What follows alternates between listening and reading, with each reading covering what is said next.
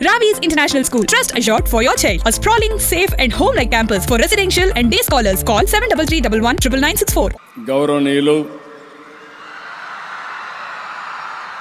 Chairman Siddhartha academy Malineni Rajaiah గారు, secretary Lakshmanarao గారు, parliament సభ్యులు శివనాథ్ గారు, గౌరవనీయులు అవనగడ్డ శాసనసభ్యులు,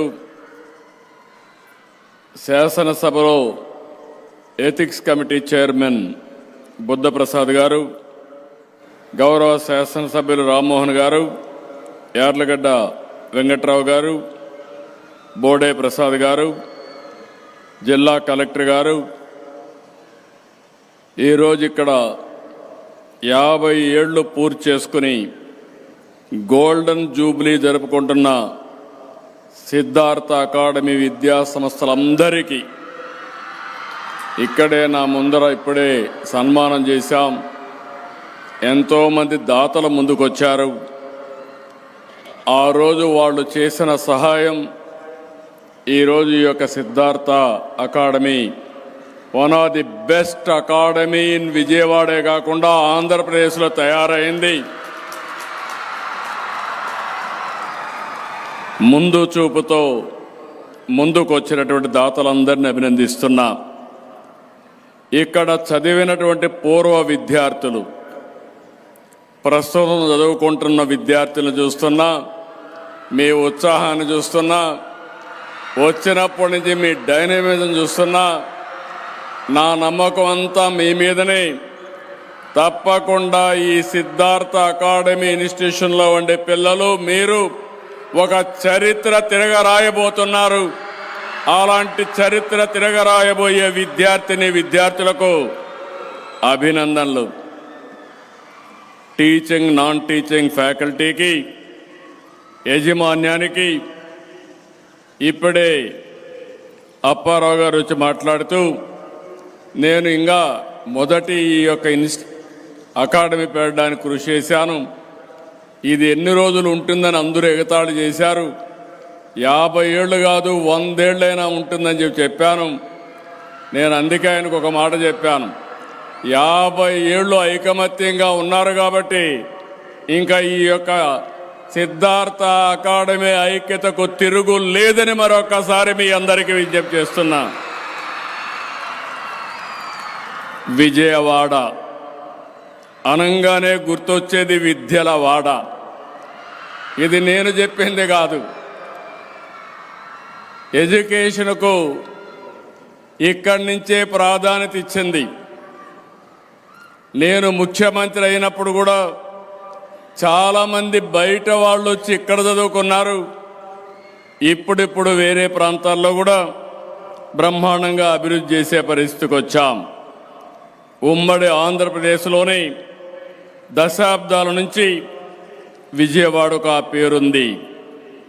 ఎన్నో విద్యా సంస్థలు ఇక్కడ లక్షల మంది విద్యార్థుల్ని తీర్చిదిద్దారు.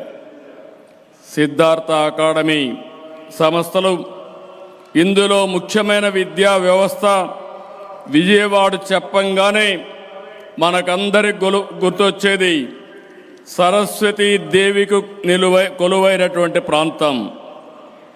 ఈ ఇన్స్టిట్యూట్ చూశాను. దేశంలో ప్రపంచంలో ఎక్కడున్నా ఇక్కడ చదువుకున్న వాళ్ళే మెజారిటీ ఉన్నారు.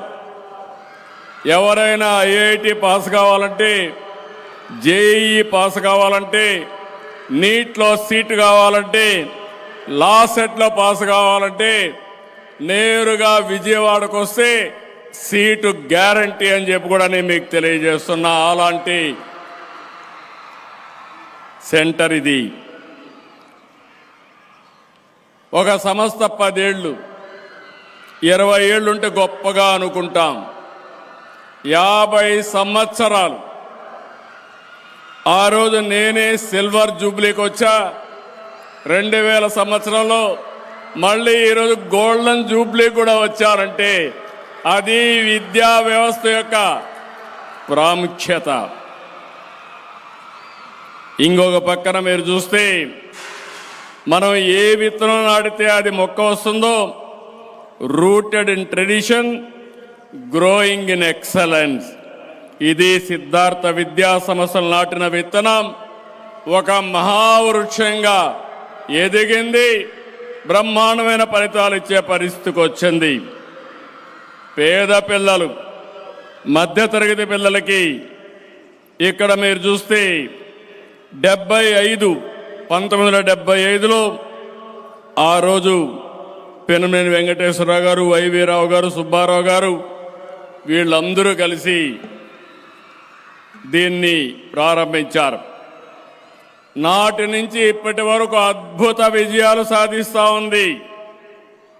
ఈరోజు మీరు ఒక్కసారి చూస్తే ఈ వ్యవస్థను నడిపించిన గతంలో మేనేజ్మెంట్ కానీ, ప్రస్తుతం నడిపిస్తున్న మేనేజ్మెంట్ కానీ మనస్ఫూర్తిగా అభినందిస్తున్నా.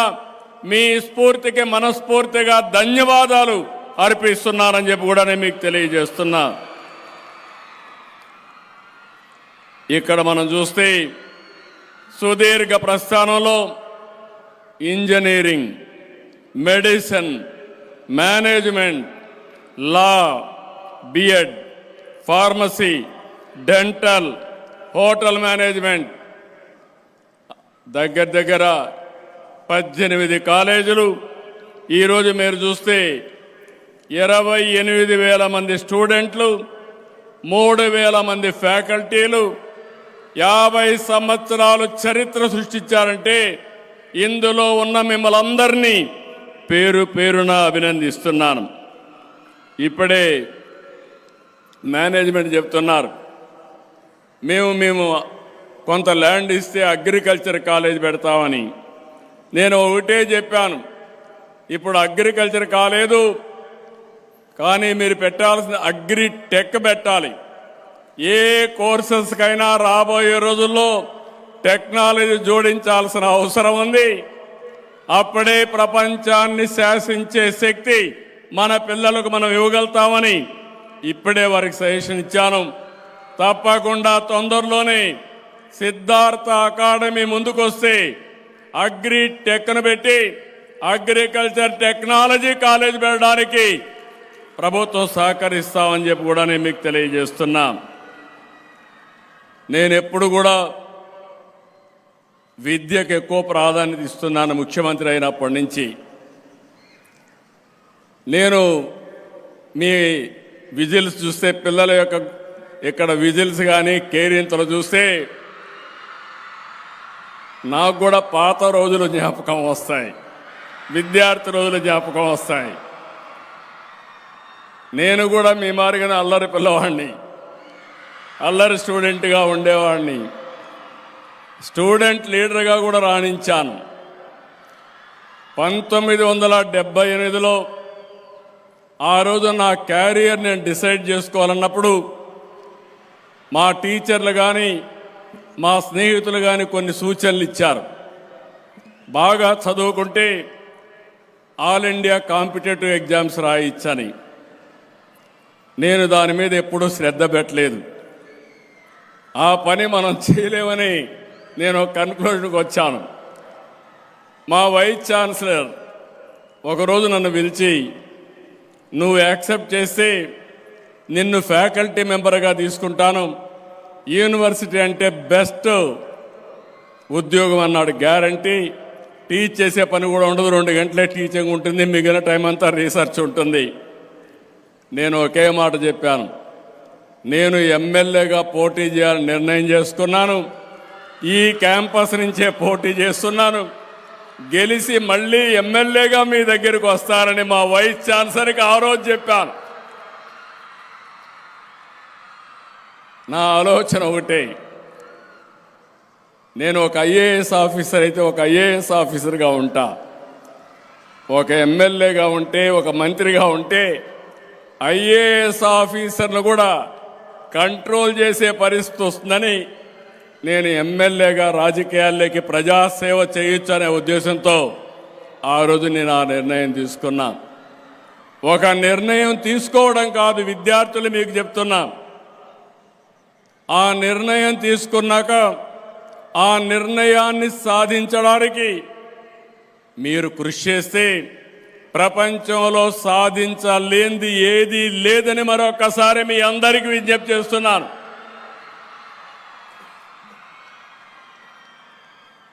ఈరోజు నేను సమైక్య ఆంధ్రప్రదేశ్లోనే ఎన్టీ రామారావు గారు ముఖ్యమంత్రి అయినప్పుడు సిద్ధార్థ మెడికల్ కాలేజ్ ఆయన ఒకటి అడిగాడు, ఈ సిద్ధార్థ మెడికల్ కాలేజీని గవర్నమెంట్కి ఇవ్వండి, నేను దీన్ని తీసుకుంటానంటే ఒక్క మాట మాట్లాడకుండా, ఒక్క పైసా కాంపన్సేషన్ అడగకుండా పూర్తిగా సహకరించిన సిద్ధార్థ అకాడమీ వారిని, మేనేజ్మెంట్ని అభినందిస్తున్నా.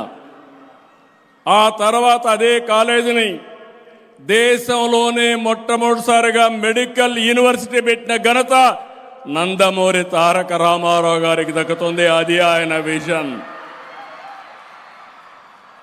ఆ తర్వాత నేను ముఖ్యమంత్రి అయిన తర్వాత నేను పిలిచి జిల్లాకు ఒక మెడికల్ కాలేజ్ ఇస్తున్నాం, మీరు కూడా ముందుకు రండి. ఆ రోజు మీ దగ్గర మేము కాలేజ్ తీసుకున్నాం, తిరిగి నేను మెడికల్ కాలేజ్ మీకు ఇస్తానని నేనే ఆఫర్ ఇచ్చి మెడికల్ కాలేజీ అకాడమీకి ఇచ్చాను. అది మీ యొక్క స్ఫూర్తి, యొక్క కాలేజీ అకాడమీ యొక్క స్ఫూర్తి, ఒక నమ్మకం. ఆ నమ్మకంతోనే ఆ రోజు మెడికల్ కాలేజ్ ఇచ్చాం. ఈరోజు నేను మిమ్మల్ని అందరినీ కోరుతున్నా, నేను ఎప్పుడు కూడా ఎడ్యుకేషన్ మీద ఎక్కువ శ్రద్ధ పెట్టాను.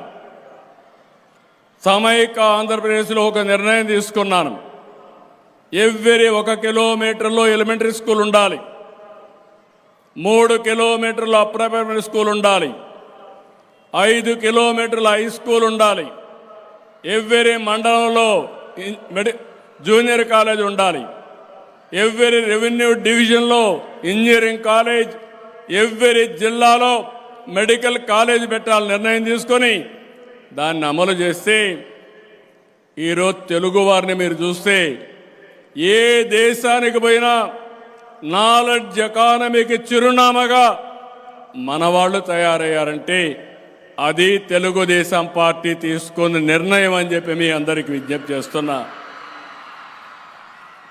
ఈరోజు మళ్ళీ భవిష్యత్తు మొత్తం నాలెడ్జ్ ఎకానమీది. అందుకే మెగా పేరెంట్స్ టీచర్స్ మీటింగులు పెడుతున్నాం, సంవత్సరానికి 2 సార్లు పెడుతున్నాం. రాజకీయాల్లో కానీ సమాజంలో కానీ విలువలు బాగా పడిపోతున్నాయి, విలువలు కాపాడుకోవాల్సిన అవసరం ఉంది. అందుకే మీరు చూస్తే విద్యార్థుల్లో నైతిక విలువలు పెంచడానికి చాగంటి కోటేశ్వరరావు గారిని అడ్వైజర్గా పెట్టి వారి ద్వారా చిన్న పిల్లలప్పటి నుంచే విలువలు పెంచే కార్యక్రమానికి శ్రీకారం చుట్టాం.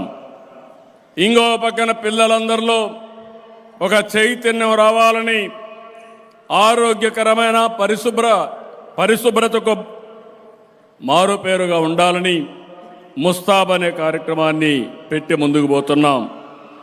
ఈరోజు మీరు ఒక్కసారి చూస్తే విభజన చట్టంలో వచ్చిన ఐఐటి తిరుపతిలో వచ్చింది, IIM Visakhapatnam, IISER Tirupati, central university Anantapur, triple I TDM Kurnool, NIT Tadepalligudem, all India institute of medical science Mangalagiri, Indian institute of petroleum and energy Visakhapatnam, Indian institute of foreign trade Kakinada, tribal university Vizianagaram, national institute of design Amaravati.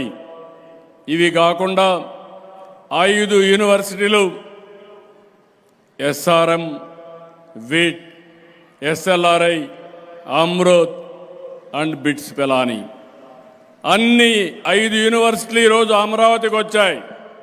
నా ఆలోచన ఒకటి, భవిష్యత్తులో ప్రపంచంలో ఉండి ప్రాముఖ్యత కలిగినటువంటి గ్లోబల్ బెస్ట్ యూనివర్సిటీస్ని అమరావతికి తీసుకురావాలనేది నా సంకల్పం అని చెప్పి కూడా నేను మీకు తెలియజేస్తున్నా. ఇవన్నీ మనం తేగలిగితే చాలా వరకు మనం ముందుకు పోయే పరిస్థితి వస్తుంది. ఆ రోజు ఐటీతో ప్రారంభించాం, హైటెక్ సిటీతో ప్రారంభించాం. ఈరోజు మీరు ఒకసారి చూస్తే మళ్ళీ లీఫ్ ఫ్రాగ్ విశాఖపట్నంలో ఇటీవల కాలంలో ఆర్థిక సమస్యలు వచ్చిన తర్వాత మొట్టమొదటిసారి $15 బిలియన్ ఇన్వెస్ట్మెంట్తో డేటా సెంటర్ ఏఐ వస్తూ ఉంది. రెండోది మీరు ఒకసారి చూస్తే ఇది వచ్చిన తర్వాత చాలామంది ముందుకు వచ్చి మేము కూడా పెట్టుబడులు పెడతాం, డేటా సెంటర్లు పెడతామనే పరిస్థితికి వచ్చారు. మొట్టమొదటిసారిగా భారతదేశంలో government of India quantum mission పెడితే ఆ క్వాంటమ్ కంప్యూటరు మన అమరావతిలో రాబోయే 6 నెలల్లో వస్తుందని చెప్పి మీ అందరికీ విజ్ఞప్తి చేస్తున్నా. మన పిల్లలు ఎంత ఫాస్ట్గా ఉంటారంటే క్వాంటమ్ కంప్యూటర్కి ఆల్గరిథం రాయాలని ఆన్లైన్ కోర్సెస్ పెడితే నేను ఒక పిలిపిస్తే 2-3 రోజుల్లో 50,000 మంది జాయిన్ అయ్యారంటే అది మన స్టూడెంట్స్లో ఉండే చైతన్యం, కమిట్మెంట్, టెక్నాలజీ పైన ఉండే ప్రతిభ అని చెప్పి కూడా నేను మీకు తెలియజేస్తున్నా. నేను ఇక్కడ ఉండే స్టూడెంట్స్కి అందరికీ విజ్ఞప్తి చేస్తున్నా, రాష్ట్రంలో ఉండే పిల్లలకి అందరికీ విజ్ఞప్తి చేస్తున్నా. నేను ఆ రోజు ఐటీ అంటే నవ్వారు, సెల్ ఫోన్ అంటే ఎగతాళి చేశారు, 420 కూడా అన్నారు. నేను ఎప్పుడూ భయపడలేదు. నేను అనుకున్న పని సాధించే వరకు నిద్రపోకుండా పనిచేయడం నా సంకల్పం, నా మనస్తత్వం. ఓసారి భగవంతుడు కొన్ని అవకాశాలు కూడా ఇస్తాడు. నేను 2 పుష్కరాలు చేశాను. గోదావరి పుష్కరాలు సమైక్య ఆంధ్రప్రదేశ్ చేశాను, రెండోసారి నవ్య ఆంధ్రప్రదేశ్ చేశాను, మళ్ళీ మూడోసారి 27లో మళ్ళీ చేస్తున్నాం. కృష్ణా పుష్కరాలు కూడా 3 సార్లు చేయబోతున్నాం. చాలామందికి అవకాశాలు రావు. నేను సైబరాబాద్కి నిర్మాణానికి ఆ రోజు దోహదం చేశా. ఈరోజు మళ్ళీ అది బ్రౌన్ ఫీల్డ్ సిటీ అయితే ఈరోజు గ్రీన్ ఫీల్డ్ సిటీ, ప్రపంచం మెచ్చే అమరావతిని మళ్ళీ నిర్మాణం చేయబోతున్నాం. కొంతమందికి అర్థం కాదు, అసూయకు కూడా హద్దులు ఉండవు. చాలామంది అనుకుంటున్నారు అమరావతిని ఆపేస్తామని. మొన్న ఆపారు, ఏమయ్యారో మీరే చూశారు.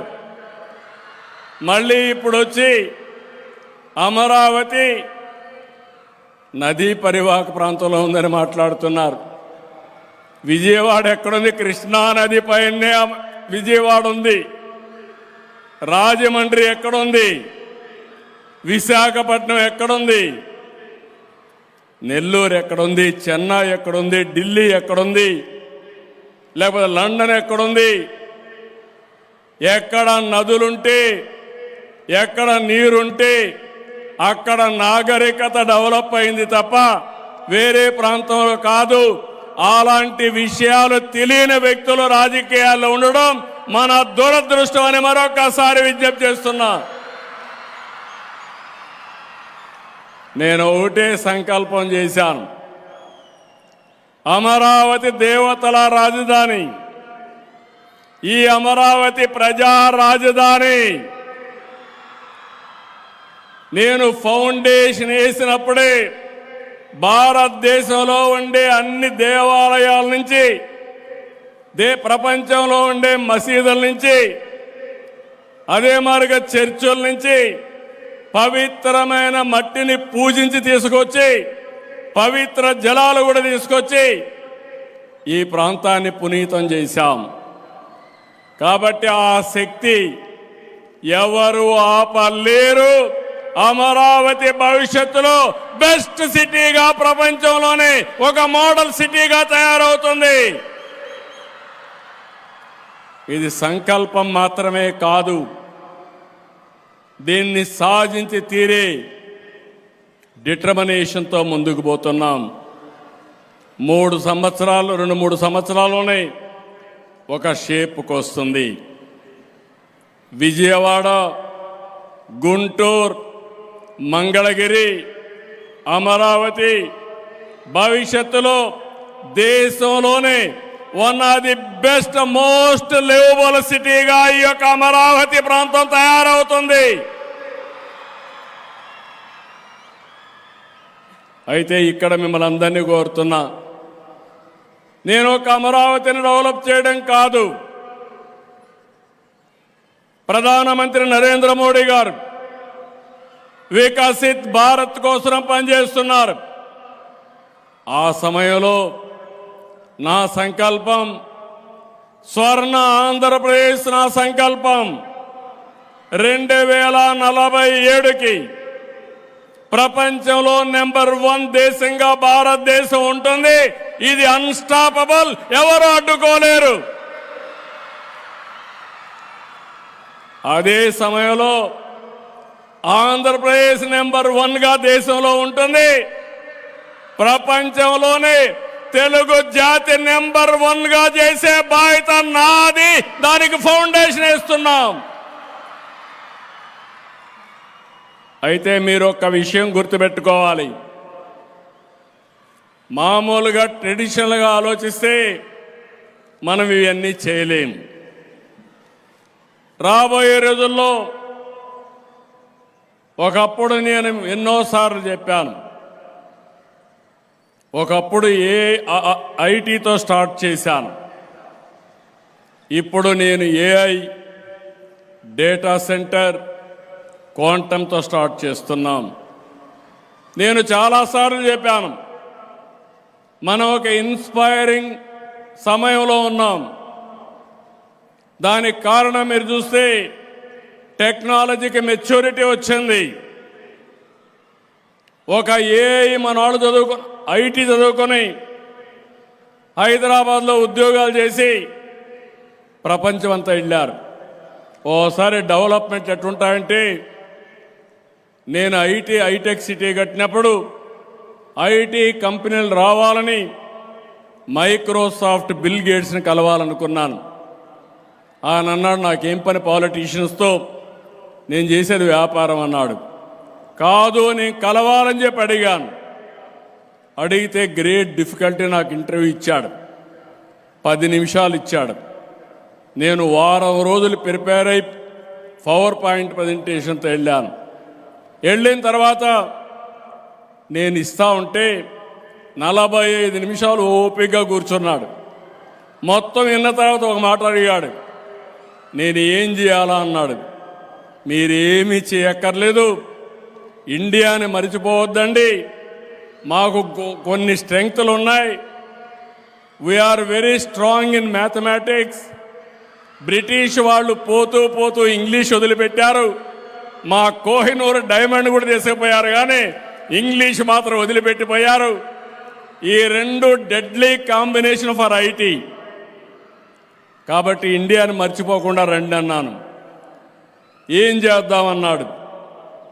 డెవలప్మెంట్ సెంటర్ హైదరాబాద్లో పెట్టమని కోరుతున్నానన్నాను.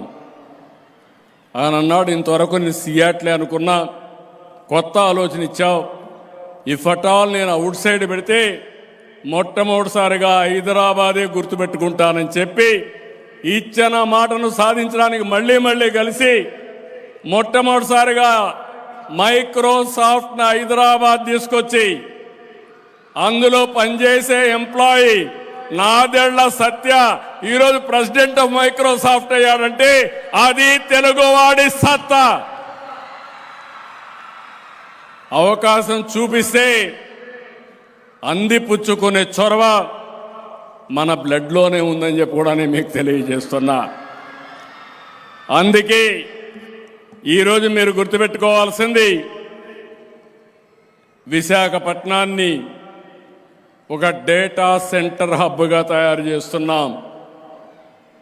అదే సమయంలో అనేక జీసీసీ కంపెనీలు కూడా తీసుకొస్తాం.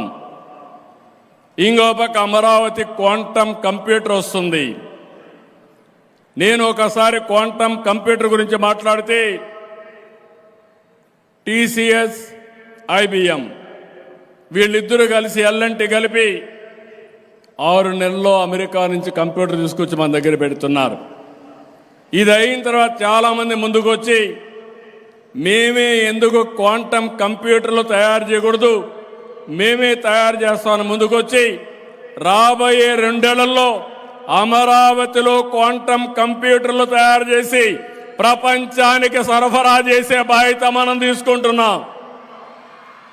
ఇది లీఫ్ ఫ్రాగ్ డెవలప్మెంట్. ఈరోజు ఇంకో పక్క తిరుపతిలో స్పేస్ సిటీ పెడుతున్నాం. ఇప్పటికే 2 సెటిలైట్ కంపెనీలు వచ్చి ముందుకు వచ్చి లాంచ్ చేసే పరిస్థితికి వచ్చారు. అదే మాదిరిగా ఓర్వకల్, కర్నూలులో డ్రోన్ సిటీ పెడుతున్నాం. మీరు గుర్తుపెట్టుకోవాలి, యుద్ధాలు కూడా రాబోయే రోజుల్లో మనుషులతో కాదు టెక్నాలజీతోనే యుద్ధం చేసే పరిస్థితి వస్తుంది. మొన్న కూడా సింధూర్లో వాడిన డ్రోన్ ఎక్కడ తయారు చేశారంటే మన కర్నూలులో తయారు చేశారని చెప్పి మీ అందరికీ విజ్ఞప్తి చేస్తున్నా. రేపు రాబోయే రోజు సివిలియన్ అప్లికేషన్స్ కానీ లేకపోతే మిలిటరీ ఆపరేషన్స్ కానీ డ్రోన్స్ చాలా ప్రాముఖ్యత పే చేయబోతున్నాయి. ఈరోజు పోలీస్ పెట్రోలింగ్ డ్రోన్స్ చేస్తున్నాం. మెడిసిన్స్ అన్ని క్యారీ చేసేది డ్రోన్స్ చేస్తున్నాయి. ఎక్కడైనా పెస్టిసైడ్ స్ప్రే చేయాలంటే డ్రోన్సే చేసే పరిస్థితికి వచ్చాయి. మస్కిటోస్ని కంట్రోల్ చేయడం కూడా డ్రోన్తోనే ఉపయోగించే పరిస్థితికి వస్తున్నాం. ఇంకా చాలా వస్తాయి. మొన్నే అనౌన్స్ చేశాం, 2 ఏళ్లలో డ్రోన్ ఎయిర్ ట్యాక్సీ వస్తుంది. నిన్నైతే మా సతీష్ రెడ్డి చెప్తున్నాడు 2 ఏళ్ళు కూడా అవసరం లేదు సార్, 6 నెలల్లోనే ఇంట్రడ్యూస్ చేస్తామని నిన్నే చెప్పే పరిస్థితికి వచ్చారు. అంటే మీ మిద్దె పైన దిగొచ్చు, ఎక్కడికి పోవాలన్నా చూసుకొని ట్రాఫిక్ జాములు లేకుండా డ్రోన్లో ప్రయాణించే రోజు తొందరలోనే వస్తుందని చెప్పి కూడా నేను మీకు తెలియజేస్తున్నా. ఈరోజు ఇంకొక పక్కన electronics, that is the future. ఇంకో పక్క మెడికల్ ఎక్విప్మెంట్ కానీ వేరబుల్స్ కానీ ఇది ఫ్యూచర్. ఏరోస్పేస్ ఇండస్ట్రీకి వెళ్తున్నాం, డిఫెన్స్కి వెళ్తున్నాం, అదే మరి సెమీ కండక్టర్కి వెళ్తున్నాం. ఇవన్నీ చేయగలిగితే 2047 కాదు, నేను అనుకున్న లక్ష్యాలను అంత మునిపే సాధిస్తాం. ఈరోజు గవర్నమెంట్ మీరు ఒకసారి చూస్తే వాట్సాప్ గవర్నెన్స్ తీసుకొచ్చాం. 850 సేవలు ఆన్లైన్లో మీరు ఏ ఆఫీసుకు పోయే పని లేకుండా నేరుగా మీకు అందించే పరిస్థితికి వస్తున్నాం. ల్యాండ్ రికార్డ్స్ అన్ని కూడా సర్వే చేసి పక్కా రికార్డ్స్ తయారు చేసి బ్లాక్ చైన్ టెక్నాలజీ పెట్టి క్యూఆర్ కోడ్ కూడా ఇంటిగ్రేట్ చేసి మీకందరికీ ఫుల్ ప్రూఫ్ పట్టాదారు పాస్ పుస్తకాలు రాజముద్రతో ఇచ్చే పరిస్థితికి వస్తున్నాం. ఈ సమయంలో నేను ఒకటే మిమ్మల్ని కోరుతున్నాను, సిద్ధార్థ అకాడమీని క్రియేటివ్ ఎకానమీకి నాంది పలకాలి. మీరు భవిష్యత్తులో టెక్నాలజీస్ అన్ని అవైలబిలిటీకి వస్తున్నాయి, గ్లోబల్ నాలెడ్జ్ అవైలబిలిటీకి వస్తూ ఉంది. ఇన్నోవేటివ్ థింకింగ్ రావాలి. గవర్నమెంట్లో కూడా మీరు ఒక్కసారి ఆలోచిస్తే మొత్తం 44 పారామీటర్లు రాష్ట్రం మొత్తం గ్రౌండ్ వాటర్ కానీ సర్ఫేస్ వాటర్ కానీ soil moisture, humidity, temperature, air quality ఏదైనా సరే 44 పారామీటర్లు రియల్ టైంలో కలెక్ట్ చేస్తున్నాం. మొత్తం గవర్నమెంట్ డేటా అంతా ఆన్లైన్కి వస్తుంది. రియల్ టైం ఫైల్స్ డిస్పోజ్ చేస్తున్నాం. అదే సమయంలో రేపు రాబోయే రోజుల్లో ఏఐ కూడా ఉపయోగించి ఏ సొల్యూషన్ కావాలన్నా లాస్ట్ మైల్కి మళ్ళీ రైట్ సొల్యూషన్ కూడా కమ్యూనికేట్ చేయబోతున్నాం. ఇమాజిన్ చేసుకోవడం, మనం ఒకసారి ఆలోచిస్తే సంజీవని ప్రాజెక్టు ద్వారా మెడికల్లో మొత్తం రికార్డ్స్ అన్నీ డిజిటల్ చేస్తున్నాం. ఒకసారి డిజిటల్ రికార్డ్స్ వచ్చిన తర్వాత బిల్ గేట్స్ ఫౌండేషన్ ద్వారా ముందుకొచ్చారు. టీసీఎస్ ఫండ్ చేస్తున్నారు. గ్లోబల్ టెక్నాలజీస్ని, గ్లోబల్ నాలెడ్జ్ని ఇంటిగ్రేట్ చేసి పర్సనల్ మెడిసిన్కి పోతాం. మీ డోర్ స్టెప్ దగ్గర, మీ ఇంటి దగ్గర మీకు ఎలాంటి నాలెడ్జ్ మెడికల్గా ఇవ్వాలనో ఇచ్చే పరిస్థితికి వస్తున్నాం. నేను అందుకే రాజీవ్ గారితో, లక్ష్మణరావు గారితో ఒక మాట అన్నాను. మీరు బాగా డెవలప్ చేశారు. ఇప్పుడు యంగ్ బ్రెయిన్స్ని కూడా పెట్టండి, ఇక్కడ కంప్యూటర్ బ్రెయిన్స్ని పెట్టండి, ఏఐ బ్రెయిన్స్ని పెట్టండి. 2047కు ఎలాంటి హ్యూమన్ రిసోర్సెస్ కావాలనో ఇప్పటి నుంచి రీఓరియంటేషన్ మీరు చేయాల్సిన అవసరం ఉంది. ఇంతవరకు చేసింది 50 సంవత్సరాలు మీరు చేసింది ఒక ఎత్తు అయితే, రాబోయే 10 సంవత్సరాల్లో మీరు డిఫరెంట్ వరల్డ్ని చూడబోతున్నారు. రాబోయే 27 సంవత్సరాల్లో మీరు ఇంకొక డిఫరెంట్ ప్రపంచాన్ని మనం చూడబోతున్నాం. దానికోసం సిద్ధంగా ఉండమని వారికి చెప్పాను. వారు బ్రహ్మాండంగా పనిచేస్తున్నారు. వారిని ఒకటే కోరుతున్నా, ఒక మంచి మీ వాళ్ళందరూ ఉన్నారు ఇక్కడ చదువుకున్న వాళ్ళు ప్రపంచమంతా ఉన్నారు. మేము తిరుమల తిరుపతిలో ఒక పద్ధతి పెట్టాం. 82లో ఎన్టీ రామారావు గారు అన్నదానాన్ని పెట్టాడు. ఈరోజు మీరు చూస్తే దగ్గర 2500 కోట్లు, 3000 కోట్లు కార్పస్ వచ్చింది. చాలామంది అన్నదానానికి డొనేషన్లు ఇస్తున్నారు. ఏమాత్రం సమస్య లేకుండా 1,00,000 మందికి అన్నదానం పెట్టగలుగుతున్నాం. నేను ఒకసారి ఆలోచించి ప్రాణదానానికి శ్రీకారం చుట్టాను. ఆ రోజే నా మీద దాడి జరిగింది. ఆ రోజే ప్రాణదానం కార్యక్రమాన్ని ప్రారంభించి సిమ్స్ హాస్పిటల్ నుంచి పోతుంటే అలిపిరి దగ్గర నా మీద దాడి జరిగితే సాక్షాత్తు వెంకటేశ్వర స్వామి నన్ను కాపాడాడు తప్ప 23 క్లేమోర్ మైన్స్ నా మీద బ్లాస్ట్ చేశారు. అదో కార్యక్రమాన్ని పెట్టాము. అదైన తర్వాత శ్రీవారి సేవకులను పెట్టాను. షిర్డీ సాయిబాబా వాళ్ళ దగ్గర చూశాను. సేవకులు పెట్టి బాగా చేసేవాడు. అది చూసిన తర్వాత శ్రీవారి సేవకులు పెట్టాం. ఈరోజు ఒక 10 లక్షల మంది దేవుని కోసం సేవ చేయడానికి సిద్ధంగా ఉన్నారు. వాళ్ళకే వాలంటరీ వర్క్ ఇచ్చాం.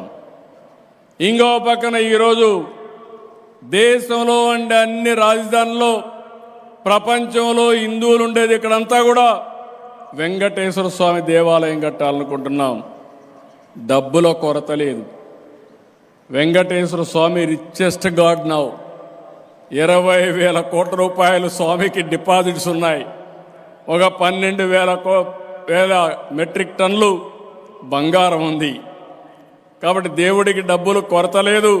నా ఆలోచన అయితే, నేను నమ్మిన దేవుడు మా ఇంటి ఎలవేల్పు ప్రపంచంలోనే పవర్ఫుల్ గాడ్గా వెంకటేశ్వర స్వామి ఉండాలనేది నా కోరిక. అది జరుగుతుందని కూడా మీకు తెలియజేస్తున్నా. ఇక్కడ ఈ అకాడమీని కోరుతున్నాం. మీకు బ్రహ్మాండమైన వ్యక్తులు ఉన్నారు. మొన్నటి వరకు దాతలు వచ్చి డబ్బులు ఇచ్చారు. ఇప్పుడు మీకు కొంతవరకు సహాయం చేస్తున్నారు. ఇక్కడ చదువుకున్న నాలెడ్జ్ అంతా కూడా రావాలి. ఇక్కడ చదువుకొని పైకి వచ్చిన వాళ్ళకు తోచిన విధంగా డబ్బులు ఇస్తారా, ఇక్కడికి వచ్చి స్ఫూర్తినిస్తారా, లేకుంటే క్లాస్ రూములు టీచ్ చేస్తారా? అలాంటి కార్యక్రమానికి మీరు శ్రీకారం చుట్టాల్సిన అవసరం ఉంది. విజయవాడలో పుట్టిన వాళ్ళని నేను చూస్తున్నాను. మెజారిటీ 100% హైదరాబాద్కి వెళ్ళారు, అమెరికాకి వెళ్ళారు, ప్రపంచం అంతా వెళ్ళారు. ఏ కొద్ది మందే ఇక్కడున్నారు. ఇప్పుడు అమరావతి వచ్చిన తర్వాత మీరెక్కడున్నా తిరిగి ఇక్కడికి రండి, అమరావతికి రండి. మీ భవిష్యత్తుకి శ్రీకారం చుట్టమని మరొక్కసారి కోరుతున్నా. దానికి ఈ సిద్ధార్థ అకాడమీ వేదిక కావాలని చెప్పి మనస్ఫూర్తిగా కోరుకుంటున్నా. ఇదే సమయంలో ఈ సిద్ధార్థ ఇన్స్టిట్యూట్ అకాడమీ P4 మోడల్ను కూడా రీసెర్చ్ చేయాల్సిన అవసరం ఉంది. P3 public private partnership.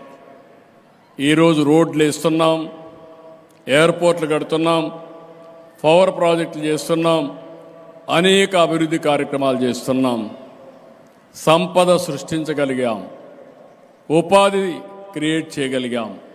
అదే సమయంలో మీరు ఒక్కసారి ఆలోచిస్తే సమాజంలో ఆర్థిక అసమానతలు పెరిగిపోతున్నాయి. ఇది మంచిది కాదు. రాబోయే 30 ఏళ్లలో ఈ ఆర్థిక అసమానతలు ఇంకా పెరుగుతాయి. ఇప్పుడు బిలియనీర్సే ఉన్నారు, రేపు ట్రిలియనర్స్ వస్తారు, కోటీశ్వరులు పెరిగిపోతారు. అదే సమయంలో జీవన ప్రమాణాలు కొంతమందికి బ్రహ్మాండంగా ఉంటాయి, కొంతమంది ఇబ్బంది పడే పరిస్థితి వస్తుంది. కానీ భారతదేశం కోరుకునేది ఆర్థిక అసమానతలు తగ్గించి అందరికీ మెరుగైన జీవన ప్రమాణాలు ఇవ్వగలిగితే అదే నిజమైన ప్రజాస్వామ్యానికి స్ఫూర్తి. అలాంటి స్ఫూర్తికి కావాల్సింది అకాడమిక్ ఇన్స్టిట్యూషన్స్ నుంచి సహకారం కావాల్సిన అవసరం ఉంది. అదే సమయంలో నేను ఒకప్పుడు ఐటీని ప్రమోట్ చేశా, ఇంటికి ఒక ఐటీ ప్రొఫెషనల్ అన్నా. ఈరోజు నేను చెప్పేది 1 ఫ్యామిలీ 1 ఆంటర్‌ప్రెన్యూర్. ప్రతి ఒక్క ఇంట్లో ఒక పారిశ్రామికవేత్త ఉండాలి, ఒక ఎంఎస్ఎంఈ పెట్టాలి. మన ఆలోచన విధానంలో మార్పు రావాలి. ఈ సిద్ధార్థ అకాడమీలో కూడా మీరు పిల్లల్ని మీరు తయారు చేసి వాళ్ళు రెడీగా ప్రాజెక్టుతో బయటపోయే పరిస్థితి రావాలి. ఎంతమందికి ప్లేస్మెంట్లు ఇస్తున్నారు, ఎంతమంది పారిశ్రామికవేత్తలు కావాలని ఈ ఇన్స్టిట్యూట్ నుంచి బయటపోతున్నారో దానికి ప్రాధాన్యత ఇవ్వాల్సిన అవసరం ఉంది. అలాంటి ఇంకొక పక్కన ఒకప్పుడు నేనే పాపులేషన్ కంట్రోల్ చేశాను, ఫ్యామిలీ ప్లానింగ్తో ముందుకు పోయాం. ఇప్పుడు మళ్ళీ నేను పాపులేషన్ మేనేజ్మెంట్ అంటున్నాను. ఒకప్పుడు ఒకరే ఉంటే సరిపోతుంది, ఇద్దరుంటే పర్వాలేదు, ముగ్గురు వద్దని నేను స్థానిక సంస్థల్లో కూడా ఆ రోజు నియంత్రణ తీసుకొచ్చాను. ఇప్పుడు అవన్నీ చేశాం, అందరినీ ప్రమోట్ చేస్తున్నాం. కొన్ని దేశాలు ముందు చూపు లేకుండా, జనాభా లేకుండా చాలా ఇబ్బంది పడుతున్నారు. ఓల్డ్ ఏజ్ సమస్యలు వచ్చాయి. ఈరోజు చాలామంది మన దగ్గర నుంచి మనుషులు కావాలని ఈవెన్ తైవాన్ కానీ, జపాన్ కానీ, జర్మనీ కానీ చాలా దేశాలు మనుషులు పంపించమని అడిగే పరిస్థితికి వచ్చారు. 2047 వరకు భారతదేశానికి అడ్వాంటేజ్ ఉంటుంది. కానీ ఇప్పుడే కానీ మనం జాగ్రత్త పడి పాపులేషన్ మేనేజ్ చేయగలిగితే సంపదకి జనాభా పెరుగుదలకి కాన్ఫ్లిక్ట్ ఉంది, స్వార్థం కూడా ఉంది. డబ్బులు వచ్చిన వాళ్ళు పిల్లలు వద్దనుకుంటారు. దానికి కారణం ఒక ఇండస్ట్రీ మెయింటైన్ చేయడం ఈజీ కానీ పిల్లల్ని పెంచడం కష్టమనే థింకింగ్కి వస్తున్నారు. అది ప్రపంచం అంతా జరిగింది. కానీ భారతదేశంలో మనం గుర్తుపెట్టుకోవాల్సింది, జనాభాని కానీ మనం మేనేజ్ చేయగలిగితే రీప్లేస్మెంట్ లెవెల్ 2.1, ఆ 2.1 గానే మనం మెయింటైన్ చేయగలిగితే ప్రపంచానికి అవసరమైన సేవలు అందించే శక్తి, చైతన్యం, నాలెడ్జ్ భారతదేశానికి ఉంది. బ్రిటిష్ వాళ్ళు ఒకప్పుడు మన దేశానికి వ్యాపారానికి వచ్చి రాజ్యాధికారం చేపట్టారు.